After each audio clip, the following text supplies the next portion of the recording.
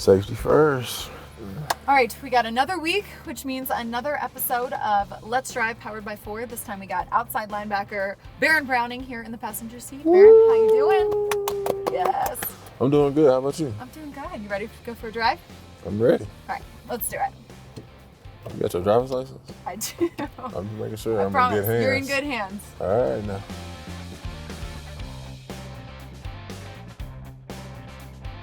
Baron, it's year 2 for you. How you feeling? I feel good going to my second year. I feel like I did a good job just kind of developing a routine and just trying to build off of each and every day and get better. How does this year feel a little bit different from you coming off your rookie season last year? I feel like just the biggest thing is just, I made a position change moving from inside to outside.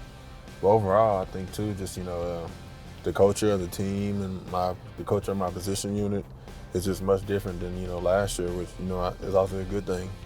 How was that transition from the inside to outside? At first, it was, I won't say challenging, but just a little different, adjusting to being closer to the ball and stuff like that. But, with OTAs and then, training camp, I've had an opportunity to get a lot of reps and develop a skill set at it. And I think I've been doing a good job of doing that, and I've just been trying to build each and every day. Yeah, well, Baron, you're coming off a pretty impressive game versus the Colts last Thursday. Had a sack and a half. I think 6 quarterback hits. You were getting after the quarterback. I know I saw on social media a lot of people were saying you look like Von Miller a little bit. What does it mean to hear that kind of praise and be compared to someone like that? For me, just being from Texas, he was a guy, especially being from Dallas, which is not too far from Fort Worth, who game I looked up to. So it means a lot, honestly. But, I can never be Von Miller because there's only one Von Miller. So for me, it's just about, trying to learn from the greats and take things from that game I can add to mine and just being the best version of Baron Browning. Well, we saw, how good the pass rush was on Thursday.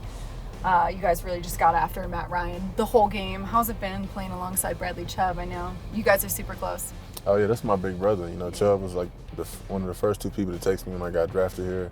He was, the first person to take me underneath his wing. When I first got here, I had an injury, and he was coming off dealing with the injury himself. So, he just always invited me over, if I didn't have nothing going on. He said if I want to grab some food, and we just kind of built that bond like that. And I think it was pretty dope that we got close as we did, because then it only made, when I transitioned to outside, it was like, hey, now I'm, in the same room with a guy, I look up to and admire. So it's like, it just made learning from him so much better. Yeah, how's he really helped you in that transition? Sometimes I go over his house and, especially early on, I was always going over his house, picking his brain, watching film outside of the facility. And not only him, same with, Randy Gregory. I was just, staying on those guys' back pockets, just trying to, pick their brains and, seeing, what could I did better in this situation, especially like during OTAs. I always asked Chubb a lot of questions, and even when Randy wasn't out there, he would be communicating to me from over at the sideline, seeing what I didn't do right or what I did wrong, and just, coaching me up. So I really appreciate those guys a lot, because they help make the transition so much easier for me. Yeah, well, just a couple more days now until you guys hit the road to head to Los Angeles. Gonna be a tough matchup, another AFC West opponent. Mm-hmm. What do you think? How are you feeling? I'm just looking forward to getting another opportunity to compete, improve myself.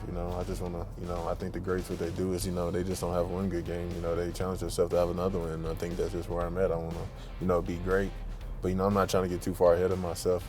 I'm just trying to focus on, keep doing the little things right. And I think as a team, we're just trying to keep proving ourselves. We have a lot of doubters and people who, may be giving up on us, but that's cool. We're just going to continue to control what we can and keep our head down. And, when we get to the end, we'll look up and see where we're at. Well, Baron, I have to say, you just look like you're having so much fun out there. We have to talk about your celebration dances, because they've been so fun, your sack dances. Tell me, what's the story behind those? Honestly, nothing really. Just first thing that comes to my mind, I'm going to do. Mm-hmm. Like, when I got my first sack, I just started crawling. And then, at the end, I just got up and I did what my boy Randy do, his celebration. Right. And I just held up the number 5 to, show him some love. Yeah. Then after that, when I started rolling, I was already on the ground, and I didn't feel like getting up to do so another. So I was like, I'm going to save some energy and just start rolling. Oh, that's funny. So it was more simple in my mind. What's kind of been the mindset at practice this week, Baron, as you guys are preparing? Another week with another tough opponent. So, we trying to obviously, as far as on defense, we trying to, stop their key playmakers and, be around the ball consistently and put them in positions to, challenge them and not make the game easy for them as a defense should. So that's kind of our mindset, and we're just taking it one day at a time, watching film, just trying to continue to get better and be ready for Monday. This defense, despite injuries, has been so dominant, so consistent week to week. What's really just been working for you guys? What's the key to all that? I think just the relationship we have with the coaches, it's a lot of back and forth, like they trust our feedback, and I also think just, the relationship, especially with the players on the team, on the defensive side of the ball, like right. you'll They're see, all close, it seems like. Yeah, you see guys hanging out at the facility, but what people don't see is, a lot of guys be hanging outside the facility, like if one group is having like a dinner, they invite, another group, Oh, nice. and you just see a whole bunch of camaraderie, so it's pretty dope, and I think that's the reason why we play as hard as we do, because it's one thing, to play hard, but when you have those relationships with guys, that only make you want to play that much harder because you don't want to let them down. And I think just from the offseason, we did a good job of building that chemistry and relationship, not only as, players, but also with the coaches and as a defense cohesively. All right, well, last one here for you, Baron. As we head into week 6, what's your message to Broncos country?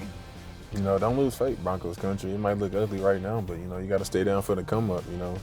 It's not how you start, it's how you finish. And, we got a lot of season left, so we just going to do what we need to do.